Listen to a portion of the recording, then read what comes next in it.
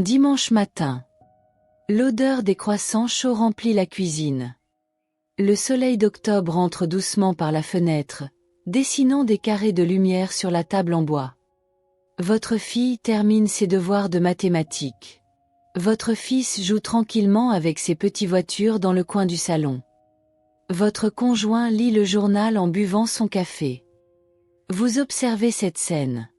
Votre cœur se remplit de chaleur. C'est ça, le bonheur. Pensez-vous. Mes enfants sont en bonne santé. Nous avons un toit. Nous nous aimons. Que demander de plus? Et vous avez raison.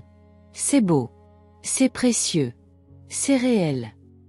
Mais laissez-moi vous poser une question. Une question qui peut sembler étrange, peut-être même choquante. Si toute votre vie se résume à cela, bien élever vos enfants, leur offrir de beaux vêtements, les emmener en vacances, partager de bons repas en famille, si c'est là tout le sens de votre existence. En quoi êtes-vous différent d'un insecte? Je sais. Cette phrase fait mal. Elle semble injuste. Ingrate, même. Comment ose-t-on comparer l'amour sublime d'un parent pour son enfant à l'instinct d'une créature sans esprit?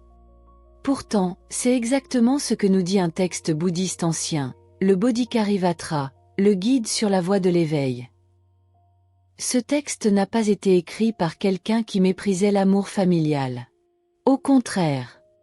Il a été écrit par quelqu'un qui le comprenait si profondément qu'il a vu quelque chose que nous ne voyons pas. Que voyait-il?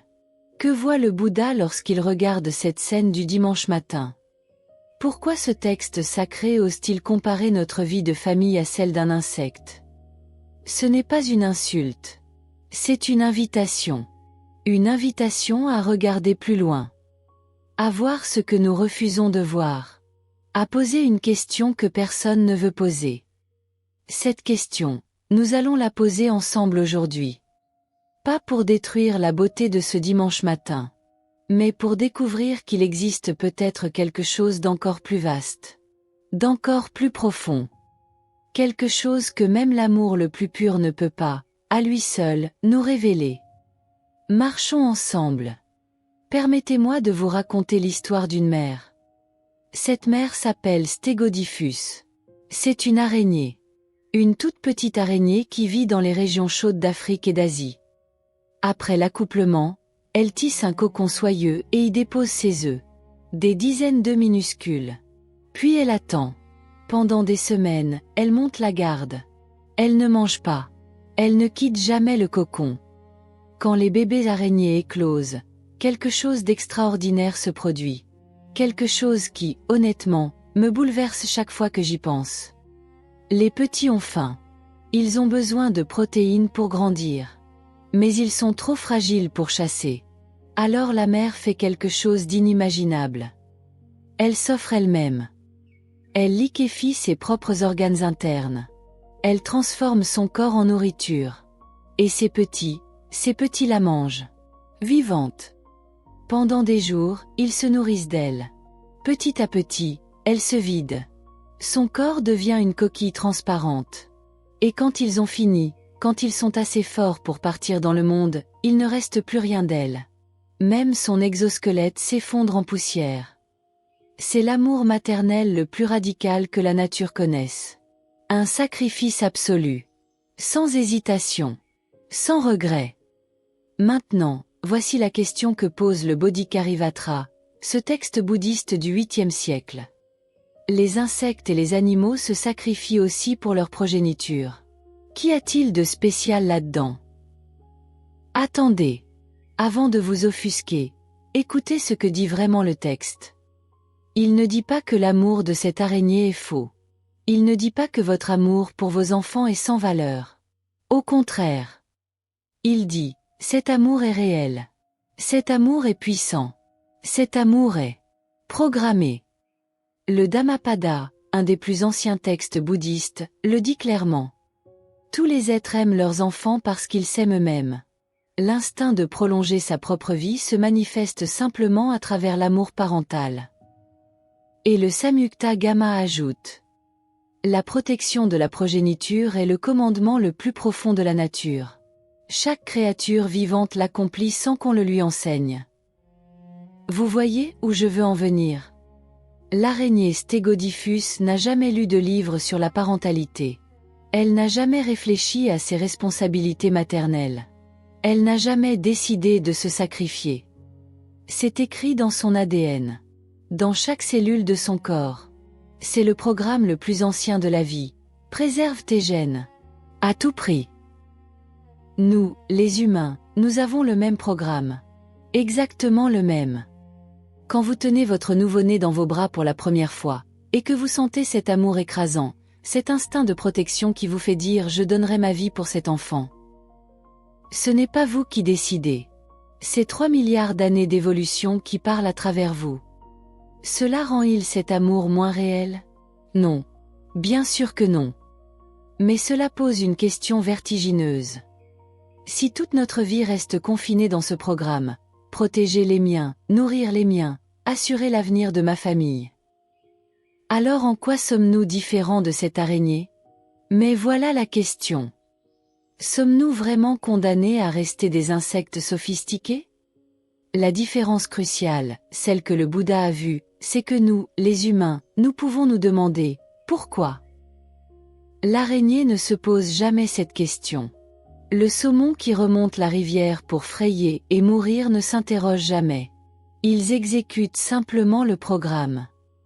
Mais nous pouvons nous arrêter. Au milieu de ce dimanche matin parfait. Au milieu de cet amour débordant pour nos enfants. Et nous pouvons demander, est-ce tout? Y a-t-il quelque chose au-delà? C'est ce moment précis où l'esprit humain transcende l'animalité. Non pas en rejetant l'amour. Non pas en abandonnant la famille. Mais en osant regarder plus loin. Le bouddhisme appelle notre monde habituel le Kmattu, le royaume du désir. C'est le monde où vivent la plupart des humains, et tous les animaux. Un monde gouverné par 5 grandes soifs, la nourriture, le confort physique, les sensations agréables, la reproduction et la survie. Pensez à votre journée d'hier. Combien de vos décisions étaient motivées par ces 5 désirs? Le petit déjeuner que vous avez choisi. Les vêtements confortables. La température de votre douche. Le moment de tendresse avec votre partenaire. Même votre travail, n'est-il pas, en fin de compte, un moyen d'assurer votre survie et celle de votre famille? Il n'y a rien de mal à cela. Vraiment. C'est la vie. C'est naturel. C'est le Kmattu. Mais il existe un autre royaume. Un royaume que la plupart des gens ne soupçonnent même pas. Le bouddhisme l'appelle Rpattu, le royaume de la forme. C'est le royaume où vivent ceux qui ont découvert qu'il existe un plaisir bien plus profond que celui des sens. Le plaisir de la pensée pure. De la contemplation. De la vérité. Regardez René Descartes. Il a passé des années isolé, parfois dans un simple poêle chauffé, à méditer sur la nature de l'existence. Je pense, donc je suis. Cette joie de la découverte intellectuelle était pour lui plus intense que n'importe quel festin. Regardez Blaise Pascal. Il écrit dans ses pensées. Tout le malheur des hommes vient d'une seule chose, qui est de ne savoir pas demeurer en repos dans une chambre. Vous comprenez? Il dit que nous fuyons la pensée. Que nous nous divertissons constamment parce que le silence nous terrifie. Mais ceux qui osent rester dans cette chambre silencieuse découvrent quelque chose d'extraordinaire. La joie de l'esprit pur.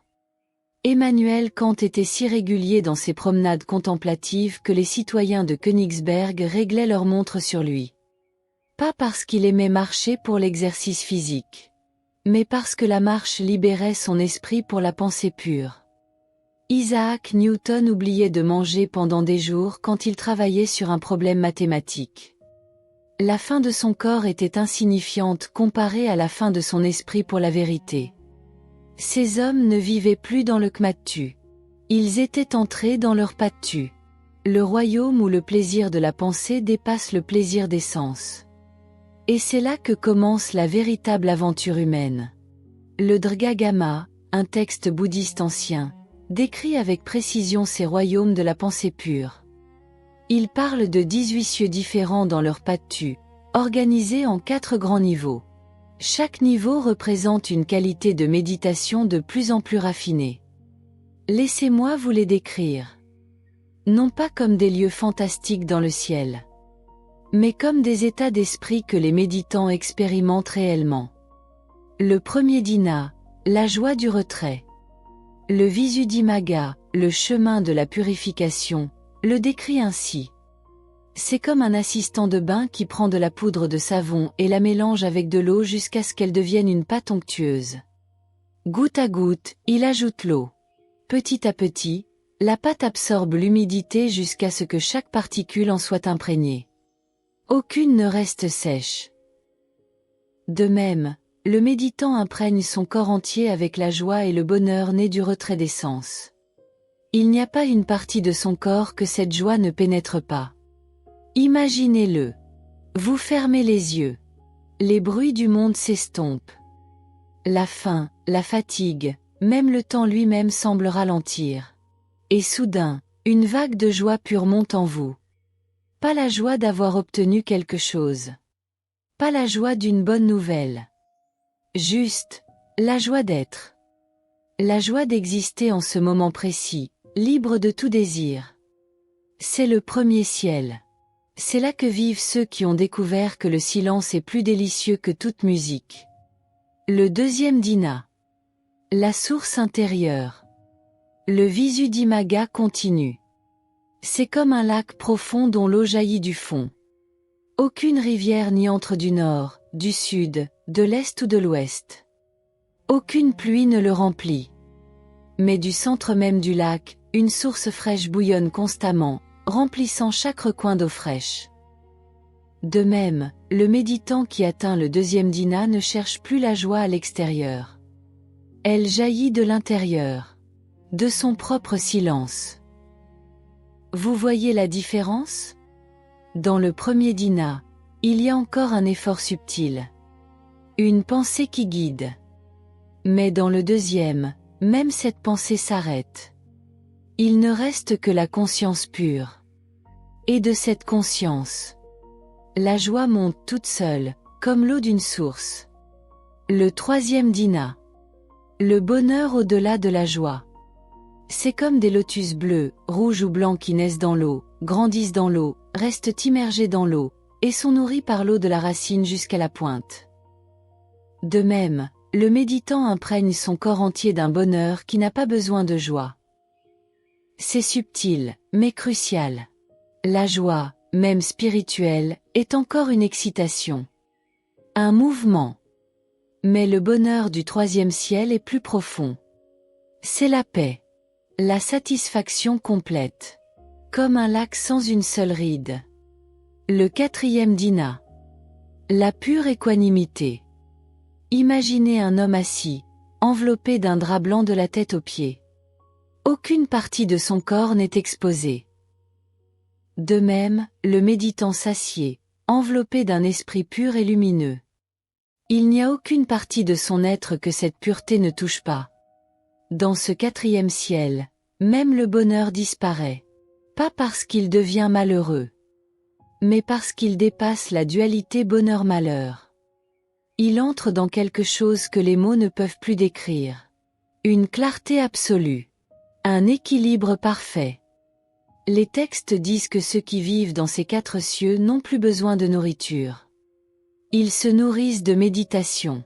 Ils n'ont plus de désir sexuel. Plus de colère. Plus de peur. Sont-ils heureux? Ce mot est trop petit. Ils sont complets. Et voici ce qui est extraordinaire. Ces états ne sont pas réservés à quelques élus mystiques dans des monastères himalayens. Ils sont accessibles. Le Bouddha les a décrits précisément pour que d'autres puissent les atteindre. C'est cela, transcender l'insecte. Non pas en rejetant l'amour familial, mais en découvrant qu'il existe quelque chose de plus vaste encore. Mais le voyage ne s'arrête pas là.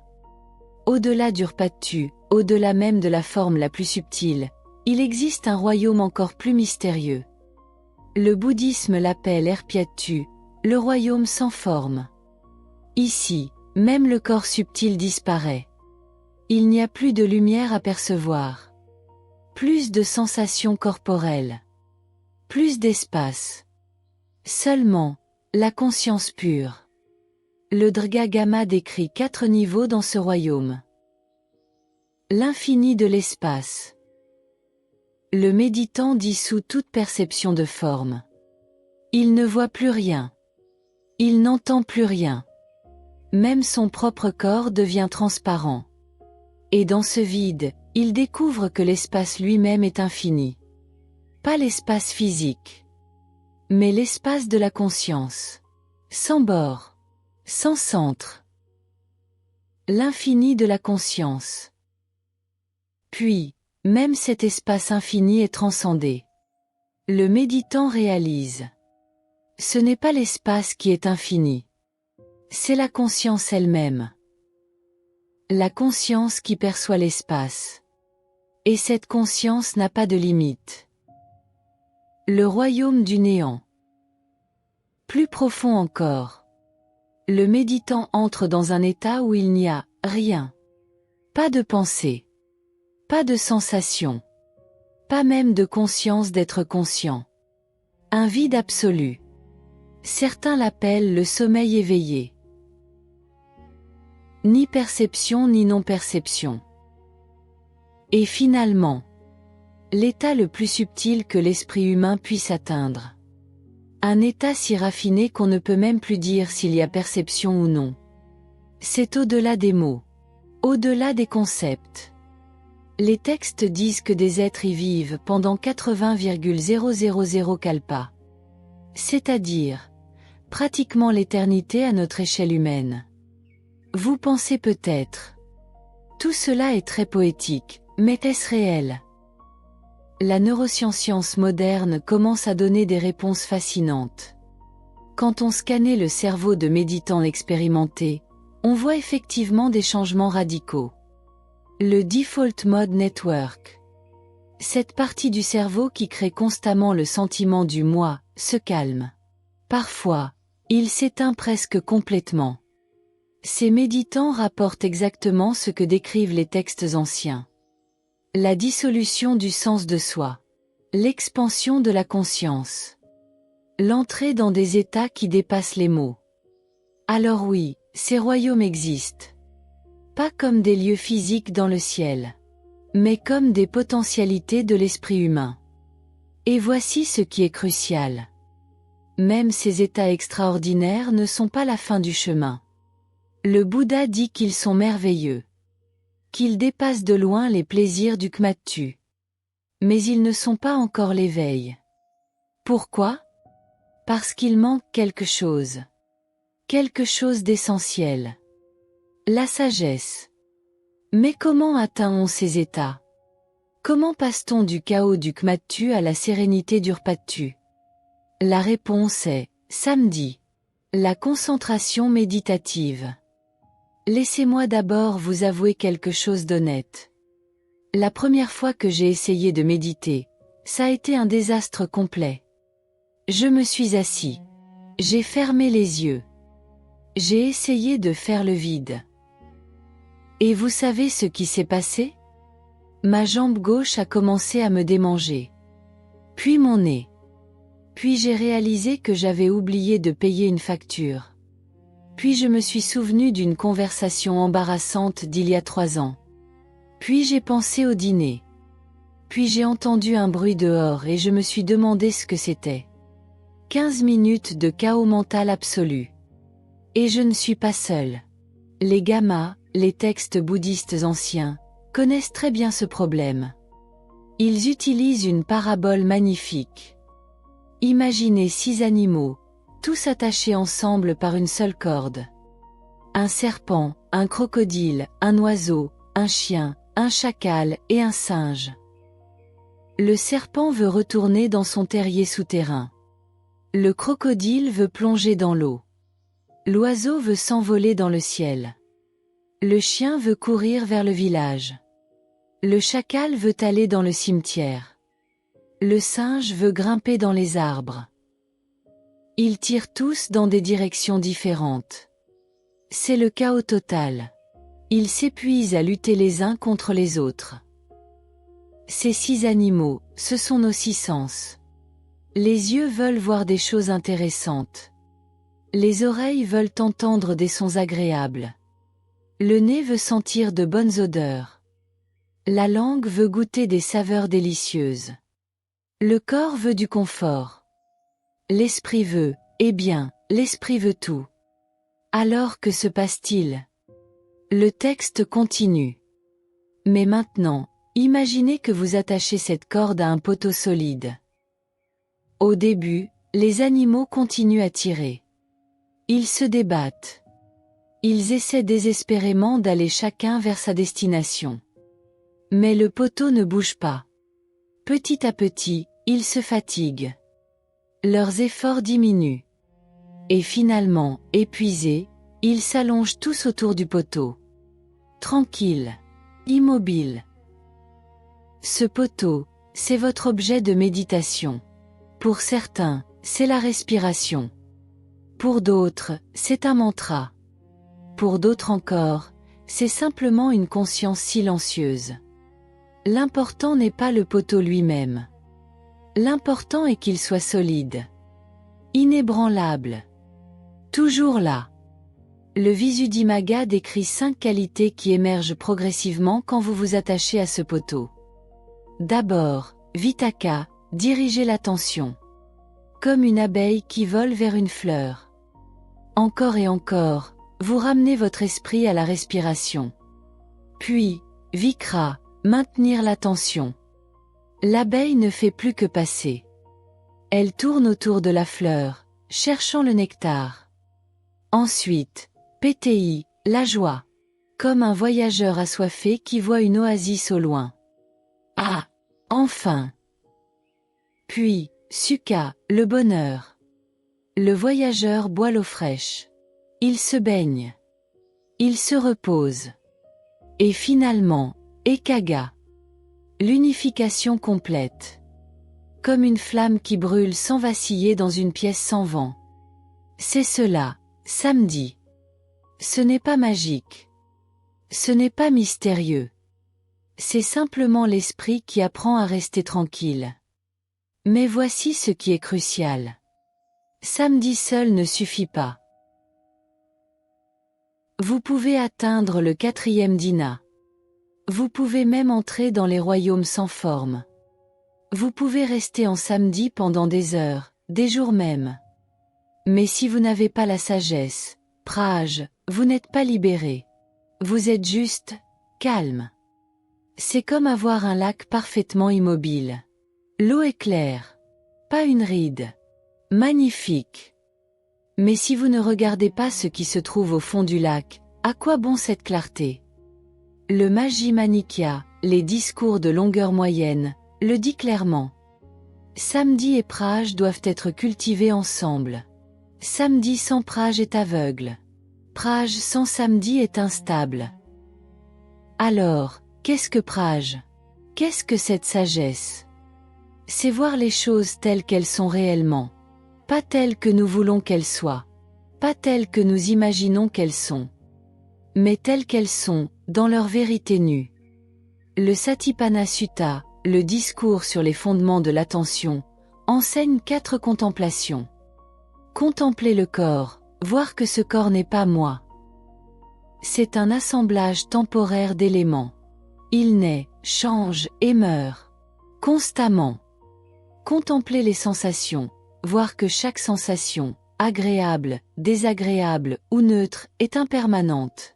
Elle apparaît, culmine et disparaît. Comme une vague. Contempler l'esprit, voir que même votre esprit n'est pas fixe. Il change d'instant en instant. Heureux, puis triste, puis anxieux, puis calme.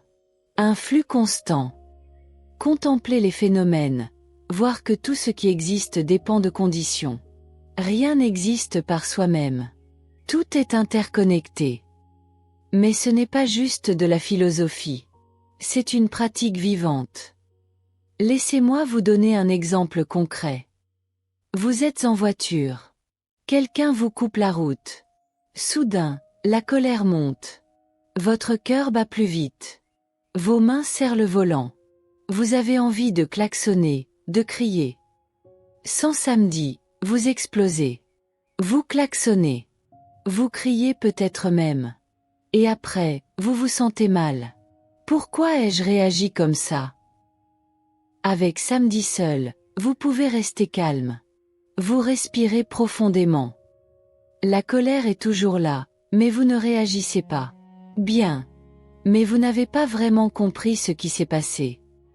Avec samedi Eutéprage, quelque chose de différent se produit. La colère commence à monter. Mais votre esprit, parce qu'il est calme et clair, peut l'observer. Comme un scientifique regarde au microscope. Ah, voici la colère. Elle naît dans ma poitrine. Elle monte vers ma tête. Mon cœur bat plus vite. Mes pensées deviennent agressives.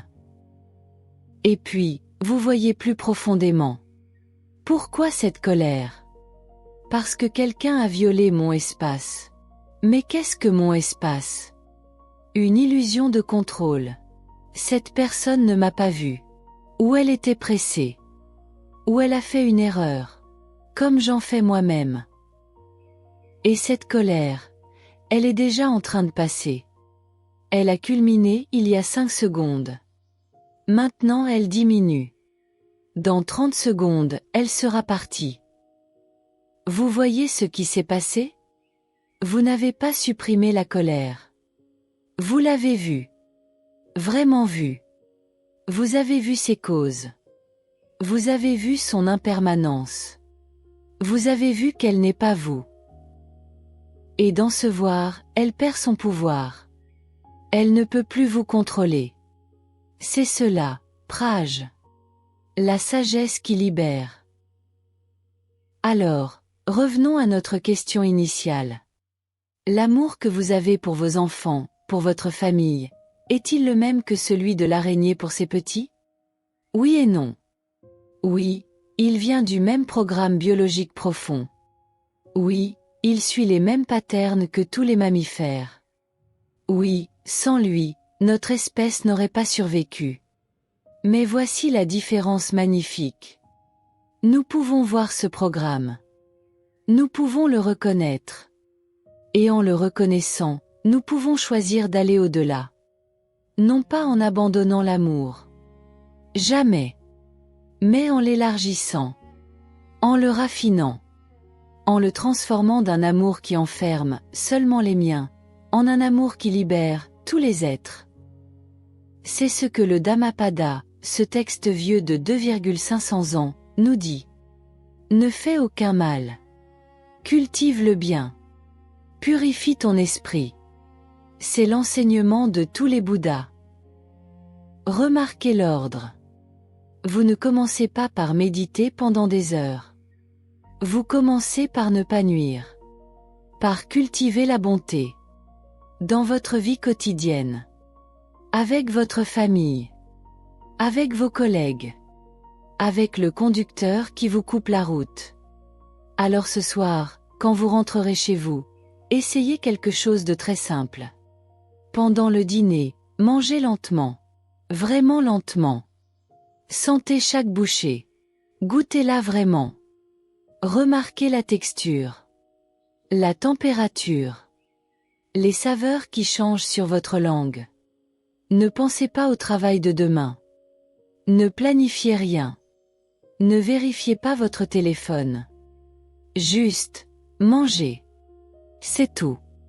C'est le premier pas hors du kmattu. Parce que dans ce moment de pleine présence, vous n'êtes plus un insecte qui suit aveuglément son programme. Vous êtes un être humain conscient, éveillé, libre. Et de ce petit moment naît quelque chose d'extraordinaire. Une clarté, une paix, un aperçu de ce qui est possible. Le Bouddha a appelé cela le noble chemin octuple. Mais il commence toujours par un seul pas. Un seul souffle. Un seul moment de conscience. L'araignée ne peut pas faire ce choix. Elle ne peut que suivre son destin biologique. Mais vous, oui. Et c'est là toute la différence. Marchons ensemble. Pas à pas. Souffle après souffle. De l'instinct vers la sagesse. De l'enfermement vers la liberté. La prochaine fois, nous explorerons comment ces royaumes, le Kmatu, l'Urpatu et El Erpiatu, s'entrelacent dans notre vie quotidienne. Comment nous voyageons entre eux sans même le réaliser. Mais pour aujourd'hui, un seul repas en pleine conscience suffit. C'est déjà un miracle. À bientôt.